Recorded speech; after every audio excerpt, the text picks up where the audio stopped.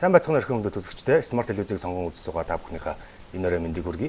Манай өнөөдрийн ирээдүйтэй яриа шууд ярилцлагын маань энэ удаагийн зочноор Баянгол дүүргийн нэгдийн хурлын төлөөлөгч, улс төр судлаач Мегмарын амар төвшөө оролцож байна. За сайн байна уу, өрөө мэнд хүргэе. Танд болон телевиз үзэгчдээ энэ өрөө мэндийг хүргэе. За хоёулаа ярилцлага улс төрийн намын төлөвшил бодлогын асуудлаар яриа. Учир нь одоо таныг улс төр судлаач гэдэг утгаар нь улс төрийн ерөнхийдөө асуудлаас эхлэв. Энэ нь улс төрийн нам өөрөө маш их төлөвшөлтэй, маш их бодлогын нам байх ёстой, шинжлэх ухааны үндэслэлтэй бодлого шийдвэрүүд нь гарч иж улс их орны хөгжил өөрөө их ирээдүй их харагддаг. Өнөөдрийн одоо нөхцөл байдлыг бид анзаараад үзэхэд бид 92 оноос шинэ үндсэн хуулиа батлаад тэндээ улс их орныхоо үнэт зүйлүүдийг хүний эрх чөлөө ардчлал тийм ээ хөгжлийнхоо чиг баримжааг тодорхойлоод явж байгаа орны хувьд улс төрийн намын төлөвшил маань жоохон орхигдоод байна. Энэ болохоор бас их жоохон удаашралтай яваад байгаа зүйл ажиглагдаад байна л да.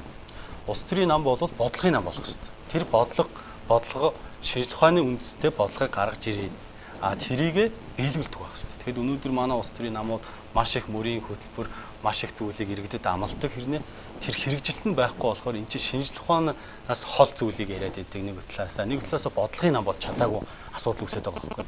Тэгэхээр энэ дээр хамгийн зөв юм хийх ёстой гэхээр улс төрийн нам өөрөө зөв шинжлэгдэхгүй, зөв манлайлагч нар гарч ирэхгүй, зөвхөн л бүлэглэлийн хэмжээнд л яваад байдаг. Эрх мэдэлтэй хүмүүс нь эрх мэдлээ хадгалаад байдаг тийм ээ. Тэр шинэ орон зай, шинэ уур амьсгал орж ирэхгүй учраас тэр төлөвшлөн ч явахгүй, тэр бодлогын асуудал нь ч явахгүй байхгүй. Бид нар эдээсээ шинжлэх ухаанаасаа эдээсээ хөндөрчээд байна л да.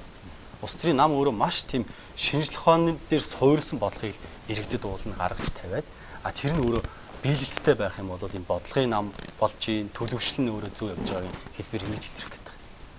Тэгэхээр за нам төлөвшөх, бодлогын нам болох, за шинжлэх ухаан зориулах гэмтчлээ. Тэгэхээр нам яагаад шинжлэхдэггүй байна вэ гэдэг асуудал нэг юунд байна? Жишээ нь намын дөрөндөө байдаг юм уу? Эсвэл хуулиудтай байна уу? Айлсгүй бол залуучууд тэр шинжлэгдэх тэр одоо цус илбэгч гэдэг юм уу те? Өөрчлөгдөх юм бол хэтэрхий хойрог идэвхгүй байгаа юм. Энэ дээр бас их олон талын асуудлууд яригддаг юм. Улс төрийн намын өөрөө шинжилэл төлөвшлөхээр залуучууд юм уу тэр улс төрд манлайл бий болох хэвээр манлайлах байгаа хүмүүс нь улс төрийн намын нэг тогтсон соёлуудаар дамжиж гарч ирдэг. Тэгэхэд өнөөдрийн манай улс төрийн намуудын тэр шинэ хүн гаргаж ирэх шинэ дуу хоолой тэр ардчлалын чинь тэр үнэт зүйлийг хадгалсан тэндээ ярьдаг хэлдэг хүмүүсээ гаргаж ирэх тийм соёл их тутдаг. Тийм тогтсон соёл байдаггүй. Эрдээсээ л эрх ашиг эрх мэдлийн төлөө хэтэрхийх ингээд суурлаад яваад байна л та. Энэ их болохоор шинэ хүмүүсийг гаргаж ирэх боломжийг хаачаад идэг. Соёл яаж тогтдог юм бэ? Соёл бол эрдээсээ соёлыг тухайн удирдагч, тухайн манлайлж байгаа хүмүүс нийгэм өөрөө тийм соёлыг бий болгодог. Тэгэхээр өнөөдөр манай улс төрийн идэвхгүй байдал тийм ээ энэ их буруу үйл явцууд маань эргээд улс төрөөс иргэдийг юм уу залуучуудыг хөндөй байлгаад хүргээд байдаг. Тэгэхээр л нөгөө шинжлэх ухааны үндэслэлтэй бид өөрсдөө улс төрөө хийдэг, шинжлэх ухааны үндэстэй хөгжил дэвштэй төлөвлөдөг. Тэр залуучуудад оролцдог. Тэр залуучуудын оролцоо өөрөө манлайлах боломжийг хангаж өгөхгүй байгаа байхгүй. Тэр хин нэгэн залуу хүн улс төрд ороод дуу хоолойгоо илэрхийлье гэхээр хин нэгэн улс төрийн өндөр албан тушаалтай хүнийг таньдаг ч гэдэг юм уу тийм. Нэг бол мөнгөтэй байж ч гэдэг юм уу. Иймэрхүү тэр буруу соёлыг тогтооцсон учраас залуучууд орж чадахгүй байгаа байхгүй. Маш олон хаалт залуучуудад байна. Өнөөдөр улс их орныхоо төлөө юм хий гэж байгаа залуучууд зөндөө байна. Шин санаа, шин үзэл бодолтой үнэнд шудраг тийм залуучууд зөндөө байна. Манай улс бол харьцангуй залуу орн байхгүй. Тэгэхэд залуучууд нь нийт хүн амынхаа одоо 18-аас 35 насны залуучууд сая 100 мянга байдаг мөртлөө өнөөдөр улс төрийн оролцоод айгүй бага байгаад идэг. Тэгэхээр эн чинь нөгөө эргээд харахад улс төрийн намын өөрөө тэр буруу тогтолцооны өрөө тэр хүмүүс нөлөөлөд байна л да. Улс төрийн соёл за намуудын соёл гэж ярихаар би нэг зүйлд маш их имзэглээд идэв юм л да. За жишээ нь хэрэг залуу улсууд орох хэрэгтэй тий. За улс төрч гэлтгүй юм бүх салбаруудад орох манлайлах ур чадвараа гаргах тий юм хэрэгтэй. Гэтэл за зөвхөн залуу улсууд орохоос гадна одоо энэ улс төр их орон тий эдгээр үгнүүдийг ер нь хошин шиг болгоо хийжлээ шүү дээ. За чинь одоо ард түмний хайрлах нам гэдэг ч юм уу тий. Ард түмний хайрлыг гэдэг үг ерөөсөө хүмүүс хошин шогийн хэлбэртэй сонсогддог болоод эхэллээ. Их орны тухай ярьдаг хүн бол нэг их оронч наадах чинь. Энэ нэг их оронч юм. За залуучууд улс төрлөө орох ч юм уу тий. Ийм байдлаар оронгууд энэ одоо хин хэглээд хар залуугаараа. Айлсгүй чи юун ч унаад байгаа. Тэр муухай юм юу руу яваад идэв. Гэтэл улс төр маань өөрөө соёлтой, эрүүл тогтолцоотой ариун зүйл байх хэрэгтэй байтал нийгэмд ерөөсөө энэ бол бохир зүйл, балиар зүйл. Энээс хол байх шаардлагатай гэсэн юм соёл ингээл хөвшил болчлоо л доо. Тэр байтугай бидний нэг үн цэнтэй илүү хүн цэнтэй утга агуулдаг өгнүүд маань хүртэл эсрэг утгаараа болоо явчихлаа. Тийм ээ. Тэгэхээр за залуу хүмүүс сонгуульд оролцох шаардлагатай болж иж оролцож байж одоо засаглах, улс төрийн намд оролцох, үйл ажиллагаанд нь оролцох юм боломжтой болно тийм. Тэгэхээр ер нь сонгогдох эрхийн асуудал Монгол улс дээр ямар хэмжээнд явна? Сонгогдох эрхээ бол залуучууд бид бол эдэлж чадахгүй байна л да. Яагаад гэхээр одоо хамгийн итгэхгүй хүмүүс маань бид нэр өөрсдөө болчиход сонгуультай очиж саналаа өгөхгүй болчиход байгаа. Гэтэл хамгийн сайн шинжилэл болохоор тэр хүнээс ойлгох.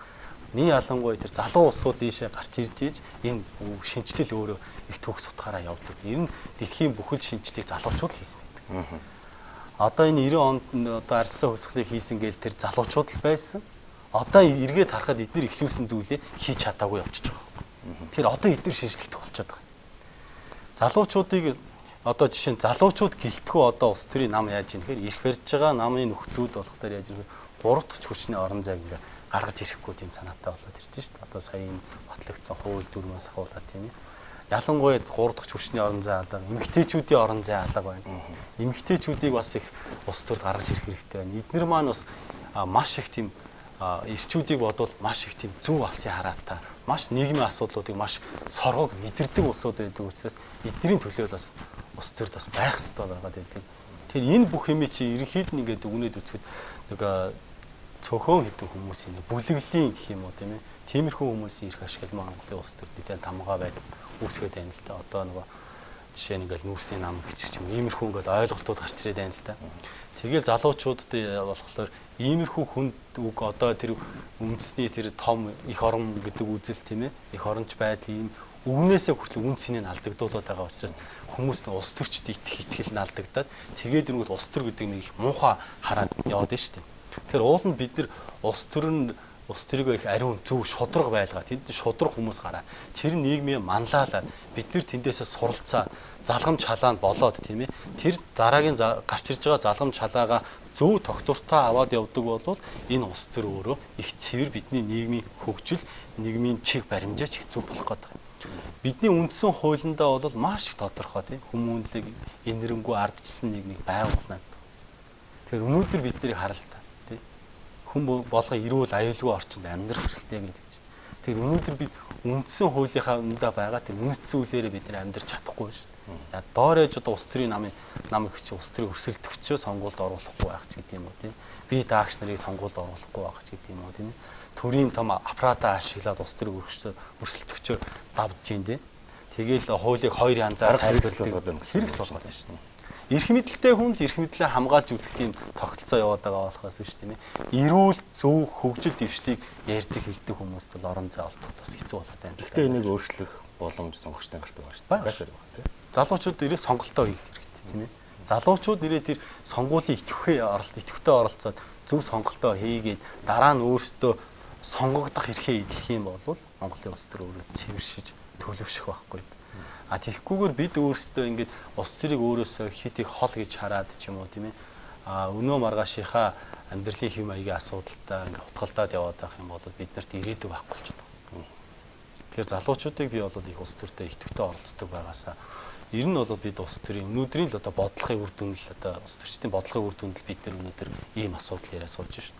Тэгэхээр энэ хэр зүг вэ тийм ээ. Энэ улс төрийн нам өөрөө хэр шинжлэгдсэн байна вэ? Нөгөө л 20 хэдэн жилээр нэг хүнийг л нэг хэсэг хүмүүсийг л бид харлаа шүү дээ тийм ээ. Энэ хүмүүс чинь улс төрд бол ер нь бол хүн ард түмний хувь заяаг шийдэх хүмүүст алдах эрх байдгүй байхгүй.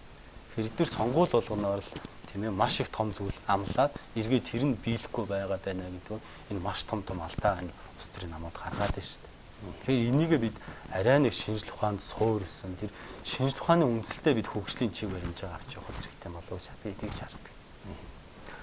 За залуучууд ер нь ард иргэд сонгогчид сонгуульд оролцохгүй байгаа бас нэг шалтгаан бол мэдээлэл хомсох шүү.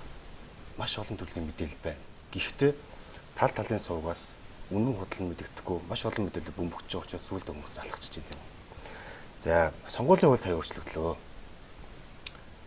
та улс төр судлаач хүний хувьд энэ шинэ сонгуулийн хуулийн тухай маш ойлгомжтойгоор сайхан тайлбарлаад байгаа. Учир нь маш олон хүмүүс яг юу нь өөрчлөгдсөн, ямар учиртай хууль гарч байгаа гэдэг талаар ойлголт маш бага байгаа юм л да. Сонгуулийн хууль болохоор нэгдүгээр эмэгтэйчүүдийн улс төр оролцоог нэлээд багасгачлаа. Хоёрдугаарт энэ пропорционал систем, можертар систем гэдэг тийм ээ. Можертар систем бол санал гээгдэж байгаа. Тэгэхээр одоо улс төрийн нэг ялт байгуулсан нам бол нэг 50 хүрэхгүй хувийн санал аваад баг олон хулах боломжтой болж байна. Тэгэхээр цаана бол бас л нэг 40 гаруй хувийн санал гээгдэж байгаа. Иргэдийн санал. Тэгэхээр энэ талаасаа бид чинь уул нь энийгээ дэвшүүлээд пропорционал системийг зөв оруулж ирээд тийм ээ. Тэндээ тэр нь бас өргөөж өгөөд Улсын их хурлын эмэгтэйчүүдийн төлөө 11 хүн гарч ирээд тийм ээ. 14.5 хүүхдээ гарч ирээд явуулаа л. Гэтэл эргээд энээсээ хурцж байгаа нь энэ болохоор гол асуудал нөгөө эрх мэдэлтэй улсууд мал эрх мэдлээ хадгалж үлдэхийн төлөө магадгүй 3 дахь хүчин гэдэг зүйлийг байхгүй болгохын төлөө л одоо иймэрхүү сонгуулийн хуулиа сонгуул болохоос өмнөхөн тийм ээ 2 удаа шинжилжлээ шүү дээ. Уул нь бид нар чи сонгуулийн уртлын хуулийн 6 сонгуул болохоос өмнө 6 сарын өмнө хуулинд оролцохгүй өөрчлөлт оруулахгүй гэж заасан байсан. Тэгэнгүүт сая хуулиараа тэр заалтыг авч хийж байгаа. Тэгээ сонгуульд өгүүлж хагаад эрдээсээ энэ хуулиндаа өөрчлөлт оруулж байгаа. Тэгэхээр дүрмээ хэн зохиож ийн тэр өөртөө ашигтаал дүрм зохиогоод байдаг. Иймэрхүү буруу улс төр хийдэг, иймэрхүү буруу соёл тогтчоод байна л. Тэгэхээр энэ удаагийн сонгуулийн хууль бол ер нь их алдаатай, бараг их өнгөрсөн лугаа их хурцлаа. Оноотой зүйл байна. Онсон зүйл гэхээс одоо манай иргэдэд бол сурталчилж байгаа зүйл бол нэг одоо энэ пропорционал систем бол их буруу зүйл юм. Энэ бол одоо бараг л би сонгоогүй байж хат миний өмнөөс шал өөр хүн намын жигсаалтаар ордог байдаг гэж одоо иймэрхүү асуудлуудыг яриад байдаг л. Тэгэхээр энэ дэлхийн нийт бол өөртөө пропорционал системд цаашдаа ингээд шилжээд тийм ээ.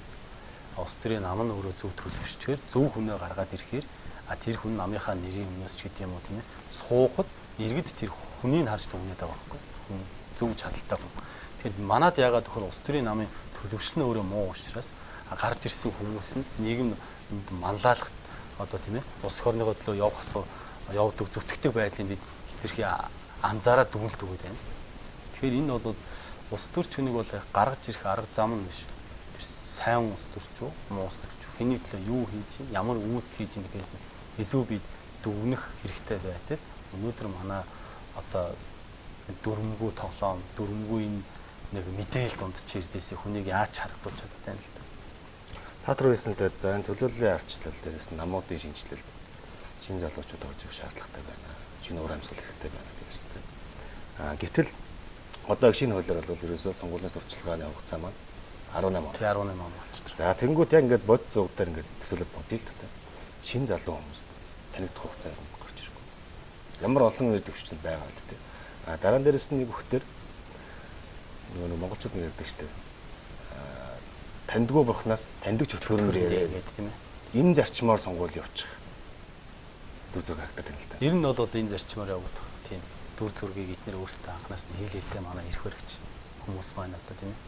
Тэгэхээр энэ тэгш тийм ээ нөгөө л нэг тэгш ирэх тийм нөгөө л одоо сонгогдох хэрэг. Тэр нөгөө л үзэл бодолтой үнэнч байх тийм ээ. 18 хоногийн дотор хин яаж иргэдэд бас хүрэх юм бэ? Хэцүү шүү дээ. Залуучуудыг гаргаж ирээд өөрийгөө илэрхийлээд маш олон зүйлийг хязгаарласан байл. Маш олон зүйлийг хязгаарласан. Нөгөө эрх мэдэлтэй хүмүүс эрх мэдлээ хадгалж үлдэх гээд байгаа л одоо хамгийн гол тэдний хүсэж байгаа л зүйл тэр болчиход байна л. Гэхдээ иргэд бол энэ дээр маш соргог тий ухаантай хандаад сонгуультай идэвхтэй оролцоод тий саналаа шинэ хүмүүст өгөх хэрэгтэй байхгүй. Хамгийн сайн шинжилгээ бол хүнээс шинэ хүмүүс гарч ирж шинжилгээ хийдэг. Нэг алдсан хүн тийм ээ ус төрд тэгэл тэр алдаагаа одоо би гараа залруулна гэдэг нь бидний 20 жил хурцчлаа шүү. Тэгэхээр тэгдэггүй юм байна. Одоо бүгд мэдлээ шүү дээ. Өнөөдрийн байгаа одоо амьдралаараа бид харах хэрэгтэй тийм ямар боломж байна. Бодлого гэдэг бол хүнд тэгш боломжийг тэгш тэр орон зайг нь зөв олгож явах хэрэгтэй байхгүй. Тэгэхэд өнөөдөр ардчлалыг ямар хүмүүс илүү их мэдэрч амьдарч байна гэхээр нөгөө л хөнгөтэй хүмүүс тийм.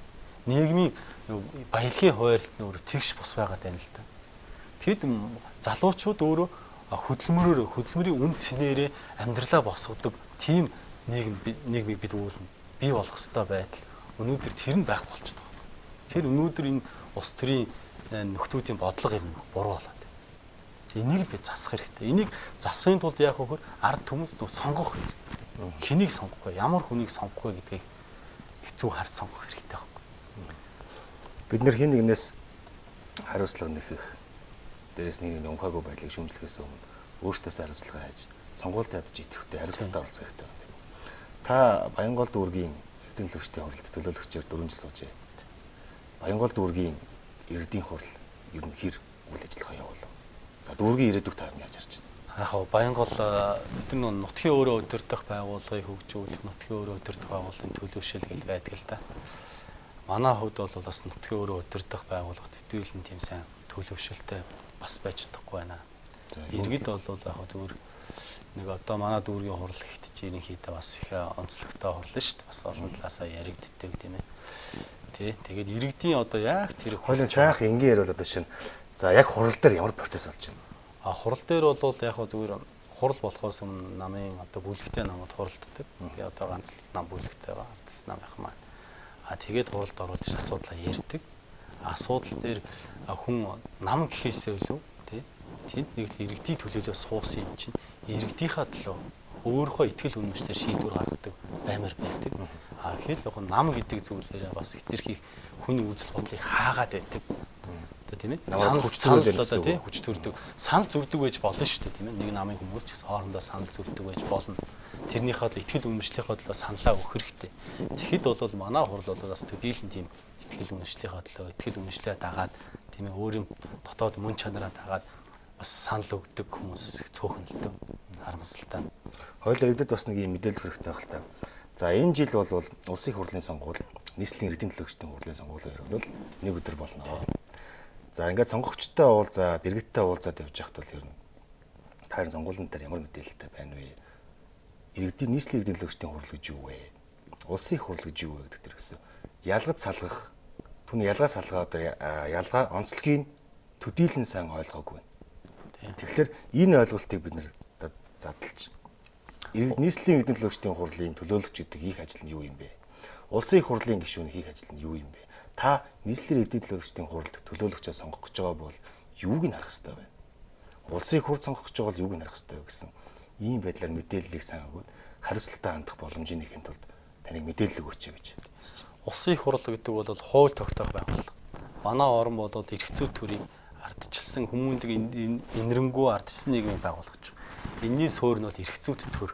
Тэгэхээр улсын их хурлын гишүүдийг хийх ажил болохоор бодлогын том их асуудлууд байдаг. Хууль эрхцүүн хүрээнд тийм ээ. Нийтээрээ Монгол улс даяараа харах хэрэгтэй байдаг.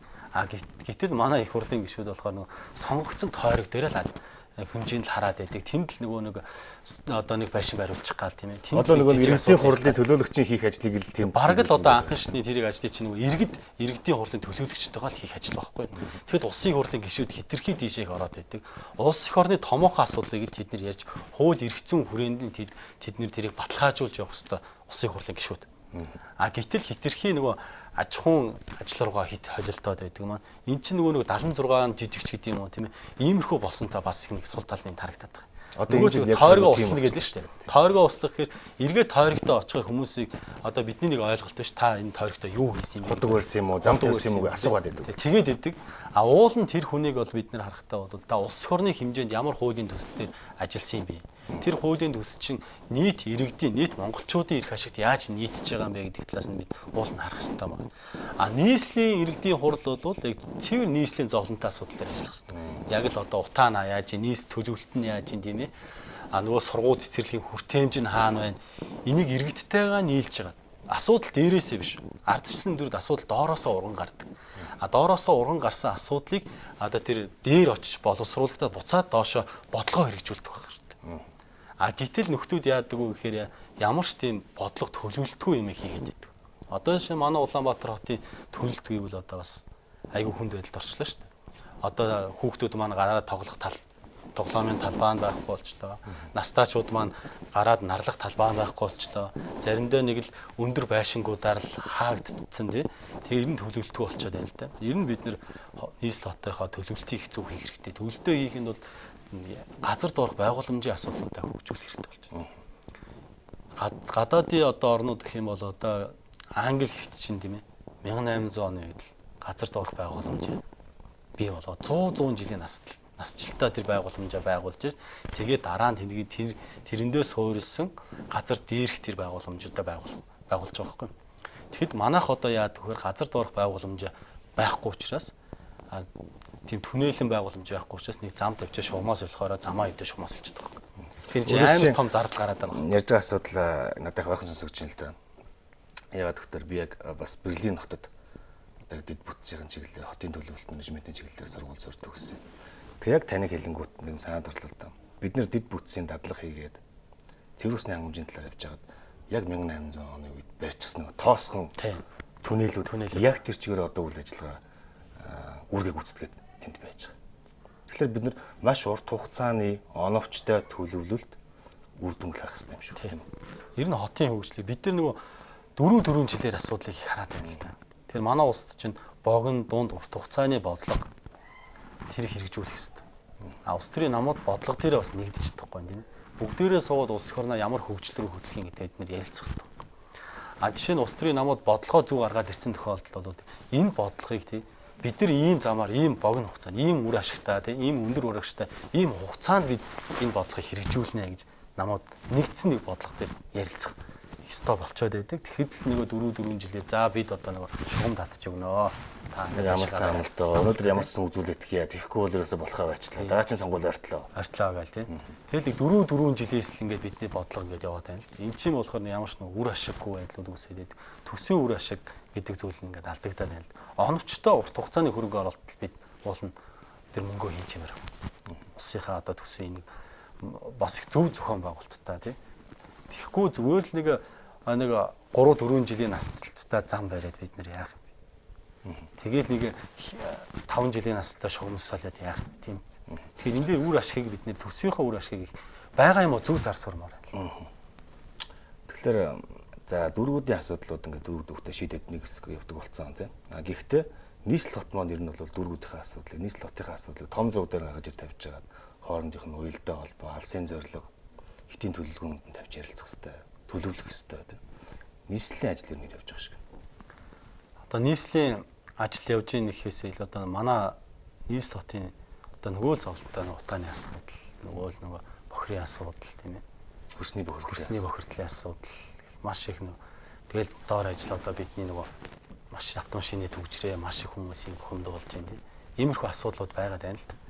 Нийслэлээр нь энэ дээрээ тийм арга ятсан л асуудлыг гэдэг бодлого явуулаад байна л да. Миний харж байгаагаар бол уул нь бол нийслэл хот маань хол чараатай бодлого явуулах хэрэгтэй. Их холыг гарсан тийм.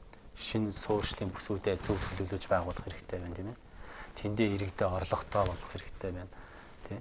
Өнөөдөр хүн яагаад гэвэл орлогогүй учраас л хүн одоо байраа авч чадахгүй байна. Орлогогүй учраас л бид одоо амьдрал маань ингээл доошоо яваад байна шүү дээ. Тэгэхээр бид нийслэл хотын иргэн байна гэдэг бол бас орлоготой тий орлогоод байгаа хүмүүс маш өндөр соёлтой болно тий.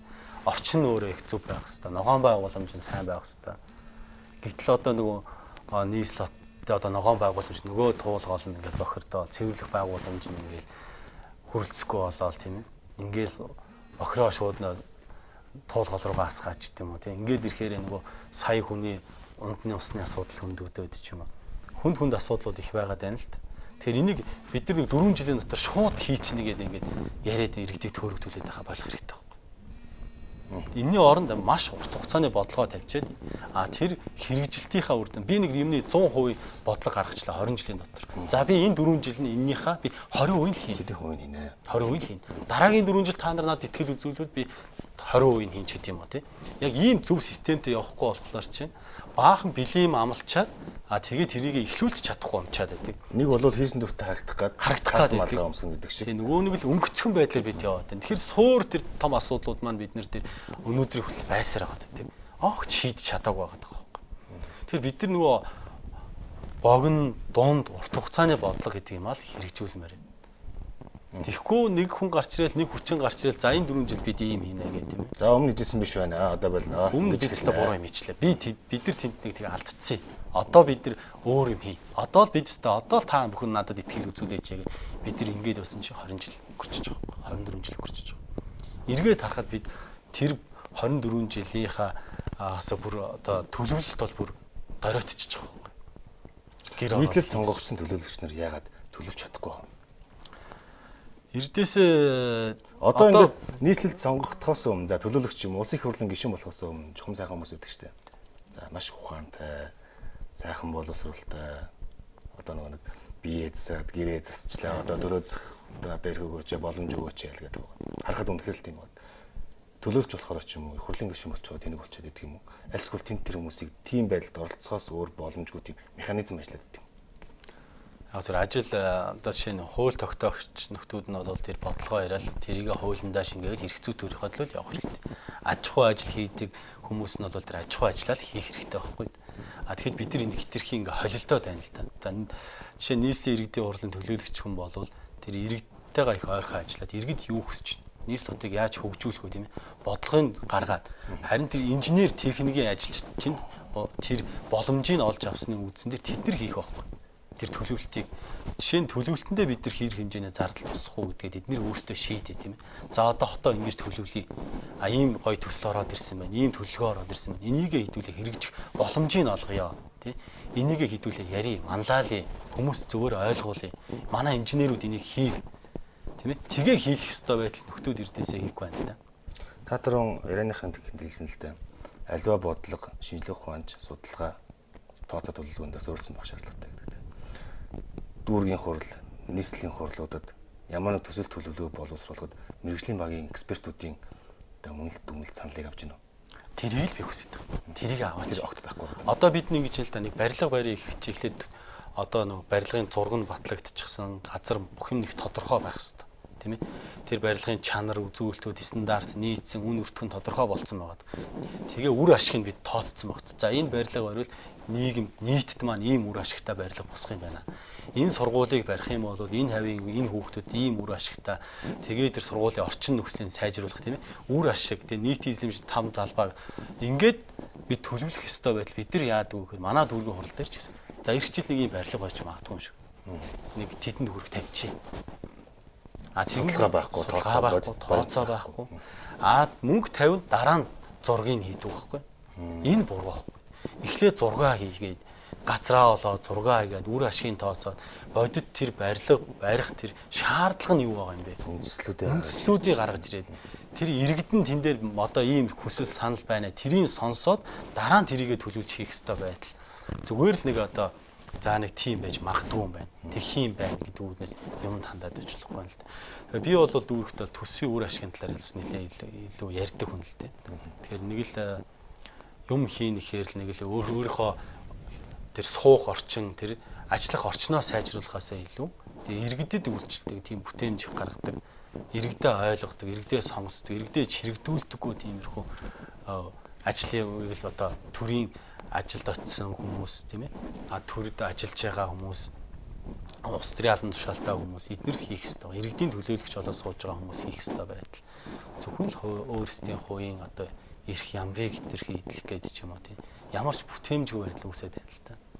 Та аль намайг төлөөлж Баянгол дүүргийн иргэдийн төлөөлөгчдийн хуралд төлөөлөгчөөр сонгогдсон байна. Тэгээ Монгол Ард Явц Султан намайг төлөөлж оролцсон. Монгол Ард Явц Султан. Сонирхолтой асуулт дагны төрлөөлтөө. Сая талбай дээр Монгол Ардын Явц Султан намын дарга их баяр дарга өсвөлэн заралчлаа л да.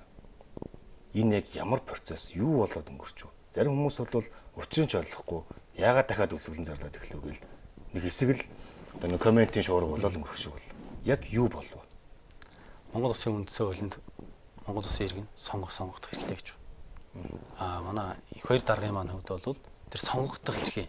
Тэр нэр дэвших хэрэгтэй л болж байгаа. Гэтэл нөгөө улс төрийн өрсөлдөгчөө улс төрийн тавцангаас явуулахын тулд нөгөө ирэх барьж байгаа хүмүүсийн одоо хийж байгаа үйлдэл нь энэ одоо нөгөө цагдаагийн газрын тодорхойлт гаргаж өгөх гэдэг байна. Бүрдүүлэх бичиг юм. Бүрдүүлэх бичиг баримтан дээр нь боогоод энэ хүн чинь нөгөө ял шийтгэлтэй гэдэг үүднээс тэгж хандаад байдаг. Тэгээ цагдаагийн газар нь өөрөөсөө хууль тайлбарлаад байдаг. Гэтэл Монгол улсад өнөөдөр Монгол улсын хуулийг ганцхан газар л тайлбарладаг. Тэр бол дээжх, улсын дээжх тайлбарладаг. Гэтэл цагдаагийн газрын зүгээр нэг тодорхойлт ялтай байдлын тодорхойлт гаргадаг тэрний хилцэл одоо хууль тайлбарлаад ялтай байна гэж үзээд идэг. Тэгсэн чинь хүний эрхийн комисс гадаадын орнууд бол хүний эрхийн комисс, үндэсний комисс гэдэг бол маш том байгууллага гэдэг. Тэр байгууллагаас инквайр гэдэг хүн болвол сонгогдох хэрэг нээлттэй байна гэж гарч ирдэг. Асуудал яаж шийдэрлэгдсэн? Асуудал бол ер нь бол сонгогдох хэргийг хааж ийн л да. Энэ бол цэвэр нөгөө улс төрийн л асуудал. Улс төрийн өрсөлдөгч улс төрийн тавцангаас одоо хүнд ирүүлэх гэсэн л өөртөө байгаа эрх мэдэл боломжтой эрх мэдлээ давуу ирэх болгож ашиглаад байна л да. Энэ өөрөө их буруу соёл. Эрх мэдлээ давуу. Энэ бол хойч үедээ бас их буруу үлгэрдүүлээр үзүүлж байгаа үйлдэлт. Мэдээж улс төрийн нам өөрийн бодлогоо хэрэгжүүлээд өөрийнхөө тэр үнэт зүйл зарчмаа мөрдөөд тэгээд олд амжилтууд байна тийм ээ. Дандаа ялж явах хэрэгтэй биш шүү дарсан гэртээ намч юм уу тийм. Шинэ салхи орж ирээ 3 дахь хүчин бий болж ээж тийм. Дараа нь тэр алдаа дээрээ суралцаж ухаарч тийм. Ер нь бол иргэдэл одоо иргэдийг л одоо өөрийн сонгохоос өөр аргагүй байдалд оруулж байгаа байхгүй. Өөр сонголтгүй болгож шүү дээ тийм ээ. Нөгөө би даагч нар чинь одоо тэгээд сонгогдох боломжгүй болсон уу? Сонгуульд оролцох боломжгүй болсон уу? Одоо бол сонгуулийн ерөнхий орооноос тийм нэг алтан бичиг гарсан байлээ л дээ. Тэр бол бүртгэхээс татгалцсан байлээ. Гэхдээ энэ бол цаашдаа ингээд тэмцээд явах байх. Ер нь бол өсгөлэн бол зогссон. Өсгөлэн бол зогссон. Өсгөлэн бол зогссон. Ер нь бол бид нөгөө ардчлалын үнэт зүйлээсээ энэ хоошоо ухраад байна л да. Энийг одоо бид бас анхаарч үзэх хэрэгтэй. Одоо зүгээр Монгол улсын одоо ерөнхийлөгч байсан хүнийг тийм бидлэг бол усралгүй гэж асчил байсан. Өнгөрсөн сонгуулиар тийм ээ. Гэтэл одоо ингээл бас л ялтаа хүн байна гэж асчил байсан. Ялтаа байдал дуусаагүй гэсэн. Дуусаагүй ч гэдэм үү тийм. Иймэрхүү байдлаар асчил байдаг. Тэгэхээр эрдээсээ эрх мэдэл бол нийтийн эрх ашигаас илүү өндөр тавьсан. Тэгээ нэг цөөхөн хідэн хүмүүсийн л одоо эрх ашиг их хөндөгддөг. Нийт иргэдийн нийт монголчуудын эрх ашигаас өндөр тавьдаг. Иймэрхүү байдлаар бид яваад ич болохгүй л тийм. За хоёул яриагаа арай жоохон өөр зүйл хөтлөе. Залуу улсууд байна, эрч хүчтэй байна. Бидний ихтгэл найдвар бохцоогүй байна. Эрч хүч байна тийм. Нэвтрүүлэг маань ирээдүйтэй яриа. Сэдвэн. Тэгэхээр та Монгол улсын ер нь ойрын 4 жил ирээдүйг яаж харж байна? За байдал юм байна. Гэхдээ бидэнд нэг зас залруулах, хөгжил төрөх, шин уур амьсгал, шинжлэлийг хийх ямар боломжууд байна? Яг ойрын 4 жил гэхээс илүү Монгол улс их урт хугацааны бодлоготой улс байгаасаа. Тэгээд тэр нь бодлогын зөв хэрэгждэг тийм ээ. Тийм улс байгаасаа 4 жилээр бид нар амьдралынхаа циклийг анзаараад байх юм бол бид нар ч эрдээс айгүй тийм бүтээлж байж чадахгүй, тогтвортой байж чадахгүй болчиход байна л да. Сонгуулийн хооронд амьдралаа төсөөлөл яваад байна шүү. Тэгэхэд чинь одоо залуучууд биднэрт бол тагс 100 жилийн амьдралд орж байна шүү дээ тийм ээ.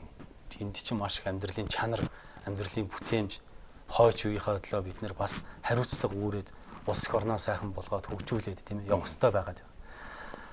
Энэ бол ихэн булангартай бол адган булангартай гэдэг шилэн болчиход байна л да. Тэгэхээр бид нөгөө нийгэмд манлайлж байгаа улс төрчд маань өөрөө их зөв баймаар. Холч баймаар. Холын хараатай баймаар. Тэр хүмүүс маань эрх мэдэлд хүрээд улс их орныгаа хөгжүүлээд ингээд хөгжүүлэх гээд явж юм л да. Гэхдээ энэ бодлого нь өөрөө буруу байгаад байгаа юм. Заавал тэд нар байнга байж ах хэрэгтэй биш байхгүй. Заавал тэд нар бай мөнхийн эрх мэдэл байх хэрэгтэй биш байхгүй. Дараагийн хүмүүстэй зөв гаргаад өгчдөг байх хэрэгтэй. Эцсийн дүндээ юу гэхээр бидний нөгөө шудраг байх хэрэгтэй байхгүй. Иргэдийнхэн нөх шудраг байж байгаа. Монгол улс маань нэг зүйл дээр нэгдэх хэрэгтэй. Хитрхи их хуваагдсан байна бид нэр. Тойргоороо хуваагддаг, нутг усаараа хуваагддаг тийм ээ. Намаараа хуваагддаг тийм ээ. Ийм баймаар байна. Одоо нас хүүсээр хуваагдаж эхэлж байна. Тийм. Тэгэхээр ийм баймаар байгаа байхгүй. Тэгэхээр л бид нар одоо Солонгос улс гэх юм бол нэг л зүйл дээр нэгдлээ шүү. Одоо улс их хөрөнгө хөгжүүлэх. Тэр нэгдэл нь энэ улсыг хөгжилд хүргэж байгаа. Тэр манайхан тэгмээр байгаа. За тэгэхэд бол яг тодорхой одоо саналууд юм чинь. За бид нэг ингүүл нэгддэг юм аа. Ийм сайн туршлага байна. Жишээ нь энэ улсын хэмжээ гэдэг юм уу те. Ийм процесс болоод өнгөрсөн юм аа. Ийм түүхтэй байж. Яг бид нар шиг юм байдал байж байгаа ч гэдэг юм. Яг бидний хувьд бол эхний улс төрийн орчин. Одоо л бүгд л мэдээд байна л за бид нар нэгдэх ёстой, хэтэрхий зүс. Гэхдээ яг яаж гэдэг арга зам. Тэгэхээр л улс төрийн орчинд бид нэгдлээ гаргаж ир тавиал улс төрийн ямар одоо монголчууд бид 3 сая иргэн одоо 20 жилийн дараа бид нар ийм хөгжөлд очих гэдэг юм. Том зорилго тавих. Том зорилго тавих хэрэгтэй. Энэ дээрээ улс төрийн намууд нь өөрсдөө ойлголцоод энэ нэгдсэн нэг том зорилготой хүрэхэд бол биднэрт ийм аргачлал байна. Тэгээ ийм замаар ингэж явж бид нэр хөгжинө. Та тэгвэл энд итгэжэл надад саналаа өгөөч гэд тэгж л явдаг баймаар. Тэгэхгүй бол 4 жилийн дотор хөгжүүлнэгээд ингээд нөгөө иргэдээ хуураад ахаар чи ямар ч нэгдэл үүсэхгүй шүү дээ. Итгэл хөвшлөг болоод шүү дээ. Засгийн газар чинь бас уул нурт хугацааны бодлого гэдэг. Баримтчгууд 20 жилээр ингээд янз янзын 20 жилээр 50 жилээр баримтчгууд гаргасан шүү дээ. Зөндөө. Цуг ширээний ард суугаад байгаа чагтжсэн. Бас л нэг л болчихгүй. Энэ хүний хувь хүний онцлогтой юм. Тэр бодлогоо бид нар одоо тэр бодлогын хэрэгжилтэд бид нар ярьж мөрийн хөтөлбөртөө ярьж ордог байхгүй. Одоо нөгөө сонгуулиур. За бид ийм бодлого гаргасан. Эннийг бид нар ийм хэмжээнд одоо энэ 4 жил бид нар хийлээ гэдэг юм огт ярихгүй байхгүй. Эрдээсээ л нэг танд юм өгнө, юм хуаана, шугам татчих өгнө. Ингэн тэгнэ гэл нэг хүний нэг анхан шатны хэрэглэн дээр одоо сойрсон л юм хүнд өгөөд байдаг тийм ээ. Тийм л юмар хүнийг хуураад байна шүү. Шугам татчих өгнө гэсэн шугамын асуудал юу болсон бэ? Одоо гэр орол шугам татчих өгнө гэл нийслэлийн иргэдийн оролдоо Батүл дарга маань тэгэл гарсан. Өнөөдөр нэг ч ял шугам татчих ирээгүй л шүү дээ. Тэр ингэж нэгийг бас хуурмаар байна. Тэгэхээр одоо жишээ нь бодис шинжлэх ухааны үндэслэлтэй гэдэг чинь үгээр шугам татахын тулд одоо тэр нөөц бололцоо байна. Тэр цахилгаан дулаанаар хангах нөөц бололцоо нь манай Улаанбаатар хотод хэр байгаа юм бэ гэдгээс ахуулаад асуудал үүсээд байгаа. Тэгэхэд чинь нөгөө хүн чинь тийм шал тийм худал юмыг ингээд үнэн бодит мэтээр яриад өнөөдөр бид нэр тэрний үр дүнгийг хараас авч шүү дээ. Тийм байхгүй. Одоо ахаад юу гэж ярих юм бол гэдэг нь бас их сонир байдаг. Ямар арт хүн байна? Тийм төр байдаг гэдэг. Тэр хөвгтөд та харин санал нэгдэхгүй байна. Санал нэгдэхгүй байна. Ер нь бол арт түмэн ер нь хүн хөгжсөн ормол хөгждөг нь үнэ. Тэр бол бид нэр тэгэхээр иргэд шийдвэр гаргагчд маань өөрсдөө тэр ард иргэдээ тэр тэгш боломжуудыг л олгох хэрэгтэй. Манай монголчууд бол харьцангуй бас оюунлаг хүмүүс шүү дээ. Оюунлаг маш их хүч чадалтай хүмүүс. Ийм хүч чадалтай хүмүүсийг ийм хэмжээнд амьдруулад байна. Тэгэхээр энэ явж байгаа бодлого л өөрөө их буруу байгаад байгаа. Тэгэхээр улс орны хөгжлийг бол иргэдээс нь бас тодорхой их том хэмждэг. Тэгэхээр иргэд маань өөрсдөө бол бас харьцангуй бас ухаантай, чадалтай, боломжтой манай иргэд. Даанч тэр боломжоо эдлэх нөхцөл болцоог бид нар хангаж өгч өгч чадахгүй. Та залуу хүн байна. Иргэдэд төлөөлөе. Залуу хүн манлайлаа гэсэн энэ үзэл, энэ бодол ер нь юунаас ургаж гад өнөөдрийн үйл явцад оролцоод иргэдэд төлөөлөд хуралцаад явж байна. Сэтэл нь юу гэсэн бэ? Юу сэтэлж үлээ? Би улс төрийн намд хэсээд 12 жил өнгөрч байна. Тэгэхээр нэлээд бас тийм галуугасаа улс төрийн нам. Ер нь бол нийгмийн өөрийн өнөөдөр нөхцөл байдлыг нэг жоохон мэдэрсэн л дээ би. Болохгүй байгаа зүйлүүдийг энд миний оролцоо ямар байх юм бэ? Би энд хэр оролцоотой хүн байх вэ? Миний дотоод үнэт зүйл миний надаас гарч байгаа тэр араншин маань эрдээсээ энэ хөгжлийн төлөө бид нар яагаад ирнэ хөгжиж болохгүй юм бэ? Ийм их боломж нөөц байх чинь бид нар яагаад өнөөдөр хийхгүй байгаа юм бэ гэдэг асуултыг өөртөө тавьж хэлсэн л да. Энд хариулт олохын тулд за өөрөө дотор нь оролцоод явах хэрэгтэй болж байна. Тэгээд оролцоо явж байхад бол ер нь бид нэр одоо залуучууд нь улс төрийн амьдралд идэвхтэй оролцоод өөрсдөө ямар улсыг бий болгох гэдэг, ямар хөгжилд хүрэх гээд байгаа гэдгийг өөрсдөө хийх ёстой байна гэдгийг бид ойлгох хэрэгтэй. Тэгэхээр л өнөөдөр Монголын залуучууд өөрсдөө ямар нийгмийг бий болгох юм, ямар улсыг бий болгох юм, ямар хотод амьдрах юм тийм ээ. Тэрнийхээ төлөө бид өөрсдөө явах хэрэгтэй байна. Тэгэхгүй бол хин нэгэн олон улсын байгууллага ч юм уу хин нэгэн улс биднэрт ирээд заавар зөвлөөд хөгжилд хүргэдэг байсан бол өнгөрсөн 24 жил одоо биднээс олд амжилтууд нэлээд байх байлаа. Ер нь өөрсдөө л бид хийх хэрэгтэй. Монголчууд өөрсдөө хийх хэрэгтэй. Монгол залуучууд болж байгаа зүйл юу вэ? Яг болж байгаа зүйлүүд бас байна. Гэхдээ бас их удаашралтай байна л да. Яг нэг зүйл төлөвлөөл тэрийгэ хийх гээл тэр нэгэл бас ингээл унаал тий. Тэгэл нэг л тийм өөрөө тогтолцоо нь өөрөө ирүүл биш учраас ямар ч мянга сайхан санаа гаргаад залуучууд шинэлэг санаа гаргаад явахд хэцүү болоод байна шүү дээ. Одоо нэг залуу хүн маш их бүтээлч юм гаргаж ирээ тэрийг үйлдвэрт нэвтрүүлэх гэхээр яг тэр хүндээс ахуулаад доорож дэнчин нэгч эхэлж байгаа юм. Наа чин зөв санаа маш мундаг, маш үр өгөөчтэй санаа, маш их ажлын байрыг нэмэгдүүлсэн. Ямар нэг байдлаар санаа байна гэлтгөр эвтэйхэн байдлаар тавиад өнгөрч чинь гэсэн үг гэж байна. Тэгэхэд л нөгөө эрх мэдэлтэй хүмүүстэй ойр байд хүмүүс юм бол маш их хурдан бүтээд байна шүү дээ. Бүтээмжгүй юм бид нар хурдан бүтээгээд байна шүү дээ. Ямар саянд л одоо энэ хайс гэж ярьдаг тийм ээ. Энийг жил болгон сольж шүү дээ. Явгууны замыг жил болгон нэг компани сольдог. Тэгэхээр жил болгон солих гэж бид нар тийм хөрөнгө оруулалтаа оновчгүй зүйлд хийгээд тэгээд нээлттэй сонгон шалгаруулалтаа зарлж чадахгүй тийм ээ. Тэнд л нөгөө чанартай юм хийдэг компаниуд нь ч орж чаддгүй ч гэдэг юм тийм. Нөгөө нэг юм хийгсэн залуучуудынхаа ингээд урам зоригнаа ухаагаад байдаг. Иймэрхүү зүйлээсээ бид жоо салмаар хана л да. Та Баянгол дүүргийн иргэдийн хуралд иргэдэд төлөд сууж илаа л да. Иргэд ер нь хэр идэвхтэй байх. Хэр хөөцөлдөж уулзж яах юм бэ? Та өөрөө хэрэг уулз. Иргэдтэй бол бас их санал их солилцсон л доо. Тэгээд Арслан намын нөхөд маань олонхойд учраас юм ер нь олонхын шийдвэр гарчаад идэг. Тэгээд олонхыг бас хүндлэх хэрэгтэй. Олонх бол цөөнхөө бас сонсох хэрэгтэй. Тэгэхэд дийлэнх олонх маань ер нь цөөнхөө сонсдоггүй талын надад их ажиглагддаг. Иргэд бол юу хүсдэг вэ гэхээр иргэд одоо амьдралын орчноос сайжруулах хүсдэг. Өөртөө тохиолж байгаа асуудлуудлаа шийдвэрлэхийг хүсдэг.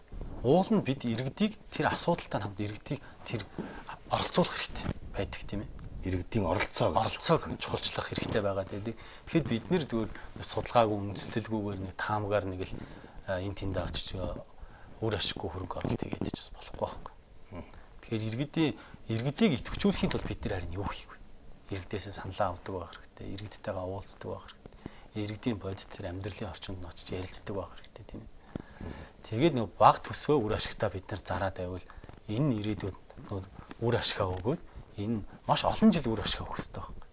Тэгэд чинь бидний өнөөдөр хөрөнгө оруулалт хийсэн зүйлүүд хэдүүлэн бас олон жил үр ашиг өгөхгүй байгаа юм. Нэг зам тавиал 5 жилийн дотор илэрч шээ.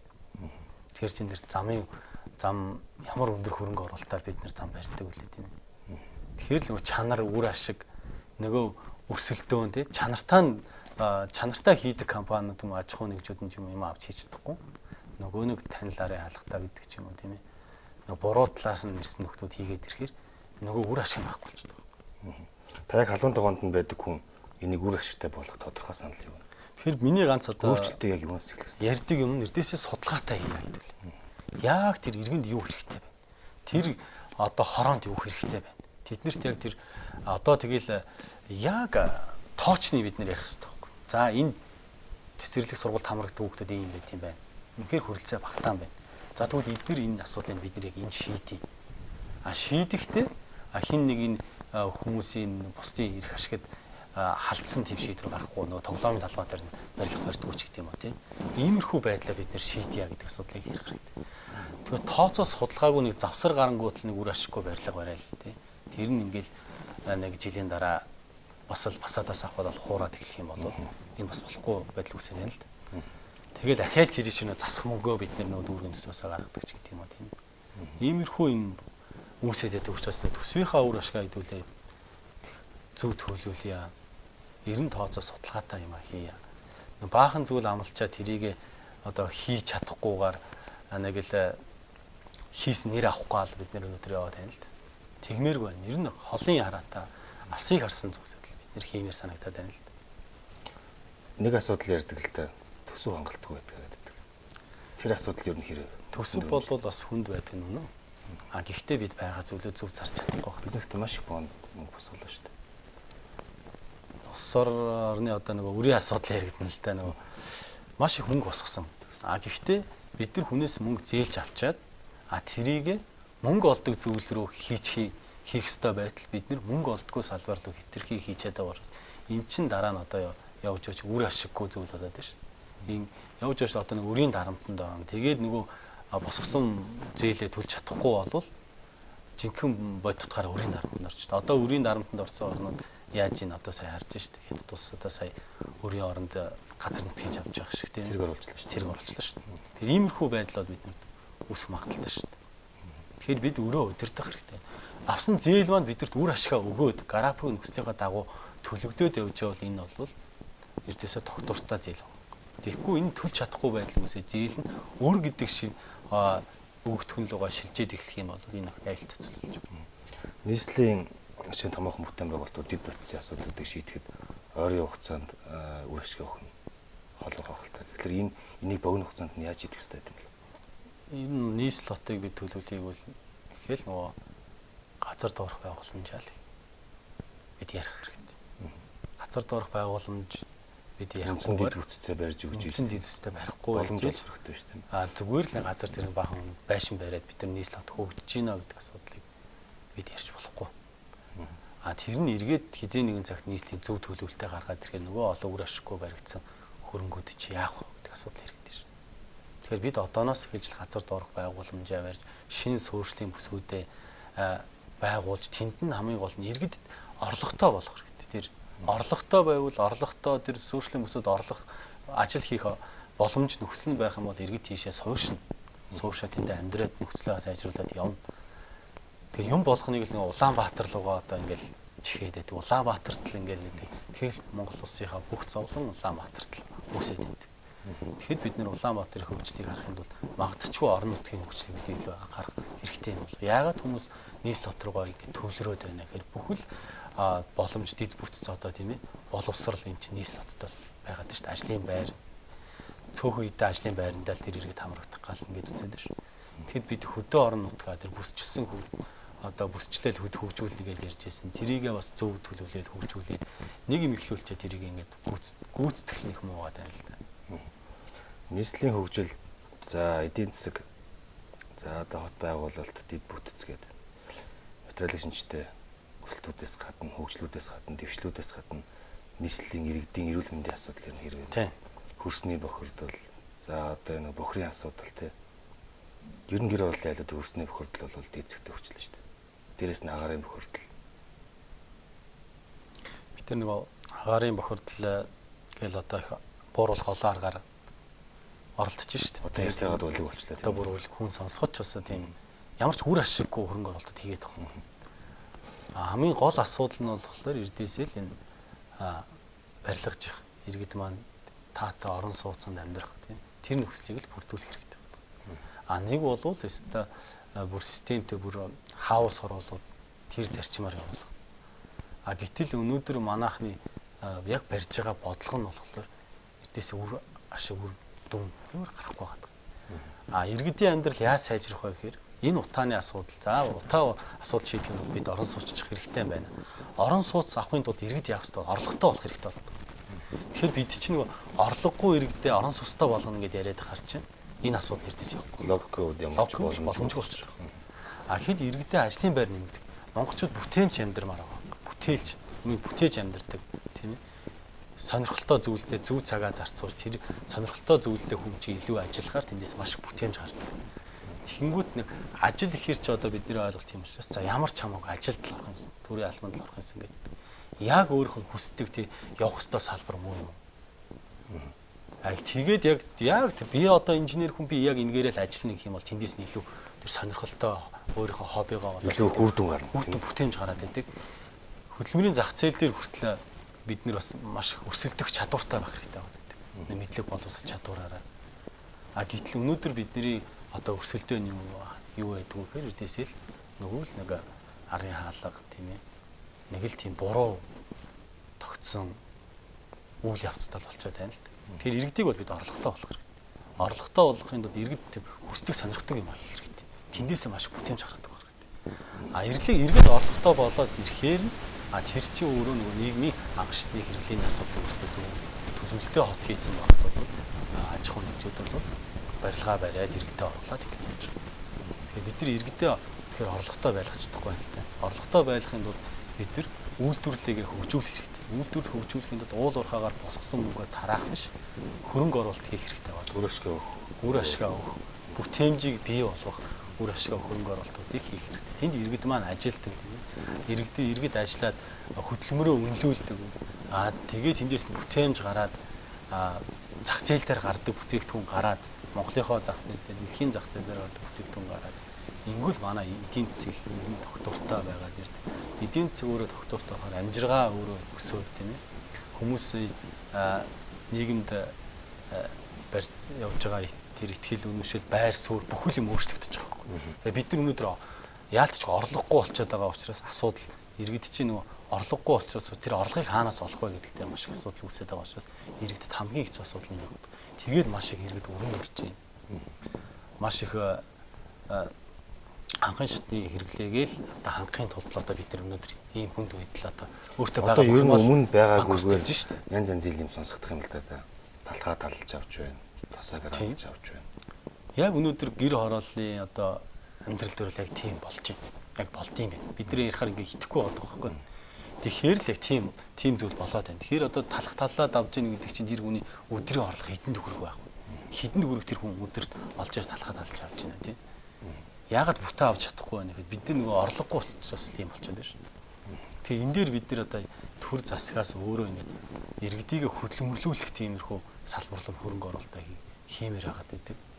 Тэндээс үр ашиг бий болгомоор хагаад. Одоо нэг юм арай яваад байна л да. Найз нь ажилтаа байгаа тулдаа мөнгөгүй байгаад байна. Ажилгүй байсан бол өрөнд орчих юм шүү. Ер нь бас тэр хүн л дээ. Тэр хүн чинь ингээ өдөр тутмын бидний нийгмийн амьдралд зардал гарч ирнэ. Тэр зардлаа одоо бид нар урдланаас зардлаасаа давсан орлогоо яаж олох вэ гэж хэлсэн чинь одоо бүр орлогогүй болчиход ирэхээр яаж зардлаа багасгаад өөрийнхөө яг анхан шатны хэрэглээгээ хангахад асуудал гарч эхэлж байна иргэд маань. Тэгэхээр энэ чи өөрөө нийгэмд маш их бухимдал, маш их асуудлыг үүсгээд байна шүү. Тэгээд одоо ингээл гаргаж ир тавьж байгаа энэ улс төрийн хүчнүүдийн энэ мөрийн хөтөлбөр энэ бодит амьдралтай үнэхээр нийцэхгүй байгаа юм л да. Тэгээсээ бид шинжлэх ухаанаас их хүн дэрчиж л да. Нийслэл хотын ирээдүйг нь яаж харж байна? Зөв бодлоготой бол улс орн бол хөгжинэ. Энэ хөгжлийг би харна гэдэгт итгэлтэй байдаг. Зөв бодлого хэрэгжүүлэхийн тулд тэр бодлогыг тодорхойлох хүмүүс нь өөрсдөө зөв байх хэрэгтэй. Өнөөгийн нөхдүүд бол одоо энэ 20 хэдэн жил харуулчлаа шүү дээ. Тэгэхээр энэ хүмүүс шинжлэгдэх хэрэгтэй. Шин залуу үе, шин залуу хүмүүс, шин бодолтой, шин хүмүүс ядахтаа цэвэр хүмүүс гарч ирж ийж улс орныг хөгжүүлмээр байна. Өнөөдөр их мэдлэлтэй, хувшаар данстай улсуудаас бид нэр улс орныг хөгжил хараад ахаал маш их цаг хугацаа алдах тийм хэмжээнд хүрч байна л да. Хувшаар данс гэснээс бидний итгэл найдвараа хүлээлгэж сонгосон улсууд маань одоо чи арай надаас илүү олон данстай юм одоо би чамайг бол харьцангуй бага данстай гэд ингэж суудаг үйлчлээ. Манай нийгмийн өнөөдрийн хамгийн том зовлонт хэрэлтэй. Монгол улсаас хүн ингээл юм эдийн засгаас мөнгөө татаад гадны банкнд л байршуулдаг байхгүй. Тэр буруу аргаар олсон банк буруу аргаар олсон мөнгөө. Гэтэл яад вөхөр Монгол улс болж байгаа тэр мөнгө гэдэг бол баялагш хүний хөдөлмөр үнс нь байх хэрэгтэй. Энд чинь Монголынхаа банкны салбарт Монголынхаа эдийн засаг эргэжих хэрэгтэй байтал Монголоос нэг л баахан ямар аргаар олсон юм мэдэхгүй баахан мөнгө хатаад байршуулаад офшор дансанд хийгээл гадны тэр офшор бүсийг дэмжээл гадны тэр эдийн засгийг дэмжээл яваад байгаа байхгүй. Уул нь бид нар чинь тэр офшор данстай нөхдүүдийн чинь мөнгийг арах юм бол тэр чинь маш их мөнгөний тоо яригдаад байгаа байхгүй. Тэр Монголынхаа эдийн засагт үнэхээр зөв эрүүл зөв мөнгө байгаад эргэжсэн бол өнөөдөр бидний амьдрал ийм байх уу? Долларын ханшаа бид ингэж алдахгүй. Гэхдээ офшор бүсэд дандаа доллараар хадгаламжтай юм шиг байхгүй. Төгрөгийн ханш ингэж унахгүй. Тэгэхэд л нөгөө бид нар нөгөө уул уурхаан салбар зогслоо, долларгүй боллоо гэж байгаа учраас л төгрөгийн ханш унаад байдаг. Уул нь болоогүй ш болчиход байдаг өөр тийш явчаад. Тэгсэн чинь нөгөө гаднаас орж ирж байгаа долларууд нь буруу гараар орчоод байдаг. Тэгээ офшор бүсэд очиж байршиж байгааар төгрөгийн өрсөлдөх чадвар нь орчод шүү дээ. Монголын эдийн засаг дотооддоо хэрэгждэг байна. Тэгэхээр л эдээс энэ хүмүүсээс салхаас сонголдог. Та залуучуудаа уриалаад ичвтэй бай, манлайлалтай байдаг тал дээр. Залуучууд бол энэ ихний хэлжинд сонгох хэрэгтэй. Дараа нь сонгох хэрэгтэй. Тэгээ ямар улсыг бий болгох гэдэг, ямар хөгжилд хүрэх гээд байгаа юм, тийм. Тэрнийхээ л өөрсдөө дуу хоолой нь болж оролцох хэрэгтэй байна л да. Тэгэхээр бид өнөөдөр бас аж ахуйн жижиг асуудлуудаас бас дээшээ гарч чадахгүй байгаа асуудлууд байна. Гэхдээ бид өнөөдрийн асуудал бол өнөөдрийн л асуудал. Бидэрт маргааш нөгөөдөр тийм маш олон жилийн амьдрах хугацаа маш зөндөө ирээдүй байгаад байдаг. Өнөөдөртөө л байгаад ах юм бол бид 20 жилийн дараа өнөөдөртөө л байгаад. Зөв шинжилгээг хийх хэрэгтэй. Яг хөө бид энэ цаг үед л амьдарч байгаа хүмүүс шүү дээ. Ирээдүйд ирэх тэр сая монголчуудын төлөө бид хариуцлагатай амьдарч хооч үедээ хөгжилсөн тийм хүчтэй улсыг үлдээх хэрэгтэй байна. Энийг бол бид нөр өөрсдөө л бүтээн. Ер нь залуучууд л ус орныг бүтээдэг шүү дээ. Та сая эхлээд сонгох хэрэгтэй хэлье. Дараа нь сонгох хэрэгтэй хэлье. Энд хариуцлагатай хандъя гэж уриаллаа л да. Энэ удаагийн сонгуульд нэр дэвшиж байгаа хүмүүсийн жагсаалтыг ингээд харах дээр бас янз янзын усуд байна. Тэгэхээр залуу манлайлалтай байх хэрэгтэй, өөртөө итгэлтэй байх хэрэгтэй нь тодорхой. Боловч хүн өөртөө бас ямар хязгаар тавих хэрэгтэй вэ? Өөртөө шалгуур тавих хэрэгтэй. Ер нь өөрийнхөө итгэж үнэмшдэг зүйлийн төлөө хүн ямар үйлдэл хийж хэрэгтэй. Тэр үйлдэл нь хэр зөв бэ гэдгээс тухайн хүний тэр суур итгэл үнэмшил төлөвшил нь өөрөө зөв сууж ирдэг. Тэгэхээр бид нар залуу байна гэдэг чинь бид нар оролдох хэрэгтэй. Оролдоод үзэх хэрэгтэй. буруу зөв ч хамаагүй бид нар хийх хэрэгтэй. Би жоохон зоригтой байх хэрэгтэй. Хийгээд юм хийгээ явж байхдаа бид өөрийгөө олж харж байгаа юм. Үнэхээр итгэл үнэмшлэн үнэхээр би энийг төлөө явах хэрэгтэй хүн юм байна гэсэн итгэл үнэмшлэн бат бөх суух юм бол тэрүүн цаашаа явж л байдаг. Тэгэхээр өнөөдөр бидний нэг жоохон далдаатай тал нь бид нэр маш их мэдээлэлтэй байд маш их мэдлэг байна бид нарт. Тэрнийх төлөө жоохон үйлдэл хийхгүй байна удаа гэж бид харагддаг. Үйлдэлээ сошиал ертөнцид илэрхийлээд нь шүү дээ. Зүгээр сошиал ертөнцид маш илэрхийлээд байдаг. Энийг бид тэр үйлдэлээ бид нар бодиттой амьдрал дээр хэрэгтэй. Бодиттой тэр асуудал дээр нь очиж хэрэгтэй. Ямар асуудал байна? Тэрийг шийдэж хиймээр байгаа байхгүй. Засч хиймээр байгаа. Түүнээс сошиалор бид нар ингээд бүх асуудлаа яриад тийм ээ. Мэдээж асуудлуудаа байна ойлгож байна. Тэрнийхээ төлөө бид сошиалор дуурж байгаа сайн хэрэг боловч бид нар бодит амьдрал дээр тэрийг өөрчлөлт гаргахын төлөө оролцоо хэрэгтэй. Тэгэхээр энэ талтаа бид нар бас жоохон хайн хандаад байх шиг надад санагддаг юм. Гэтэ Монголын залуучууд бол боловсрал мэдлэг чадварын хувьд ч гэсэн шал өөр түвшинд гарч ирж байгаа. Одоо энэ залуучуудыг л тийм зөв нийгэм манлайлал үүсгэх тэр нөхцөл бололцоо тэр тогтолцоог зөв гаргаад өгөх юм бол тэр улс орны хөгжид хүргэнэ. Тийм хүнд асуудал байна. Манай орн чинь залуу орн. Тийм залуучуудын орн. Манай залуучууд бол нэг хэрч хүчтэй, чадaltaй, оюуны потенциалыг өндөр хүмүүс аахгүй. Тийм учраас энэ хүмүүс боломжийг олох хэрэгтэй. Бид боломжоо олж авах үед бол өөрсдөө ядахтаа сонголтоо хийх хэрэгтэй болж байгаа. Тэгэхээр одоо их хурл сая дэвшиж байгаа залуучуудыг харахад эрдээсээ ганц орхон залуу харагдаж байна шүү дээ. Бус дандаа нөгөө та дундаж насны нутах юм бол баг 50 хүрэх гээд байгаа юм даа шин тийм. 40 гаруй насны хүмүүс залуучдын оролцоо бага шүү дээ. Эмэгтэйчүүдийн оролцоо бага шүү. Тэгэхээр энэ оролцоогоо бид сайжруулмаар байна. За, ер нь дэлхийн улс төрийн чиг хандлага хаашаа яваад байна. Улс төрийн соёл. Дэлхий бол бас одоо бас их сонир байдал үүсч эхэлж байна. Шинэ гүрнүүд улс төрийн тавцан томоохон тоглогчуд болж гарч ирж байна. Дэлхийн нийтэд бас үзэл суртлын тийм ээ эдийн засгийн одоо тийм зөрчилдөөн бас их бий болж байна. Манай хоёр хөршийн асуудал бас их дэлхийн улс төрд бас нэг том жин барьж байна. Энэ улсын ийм улс төр геополитикийн ийм байралд байгаа улсын хувьд бол бид нар бас их юмд их болгоомжтой хандах хэрэгтэй байдаг тийм. Юм болгол төвийг сахинж гэдэг юм уу тийм. Нэг л томоохон асуудлууд том байр суурьтай оролцохоосоо их илүүтэйгээр өөрсдийгөө их зөв үнэж дүгнмээр санагдаад байгаа надад. Яг манай гадаад бодлого бол бас харьцангуй боломжийн түвшинд явж байгаа. Гэхдээ маш их олон улс төрийн томоохон алдаанууд гараад байгаа юм шиг тийм ээ. За, та бүхэн маш сонирхолтой залуу улсууд ирч хүчтэй яриа болсон учраас хоёлаа цаг өнгөрч байгааг мэдсэнгүү. Яриалагч тэндээс цаг болчлоо гэдэг тохиод байна. Тэгэхээр манай өнөөдрийн ирээдүйтэй яриа шууд ярилцлагад урилгыг хүлээн авч ирж оролцсон танд маш их баярлалаа. Смарт телевизийг сонгон үзүүлсэн үзэгч та бүхэндээ баярлалаа. Ирээдүйтэй яриагийн дараагийн дугаар хүртэл баяртай үзэгчтэй.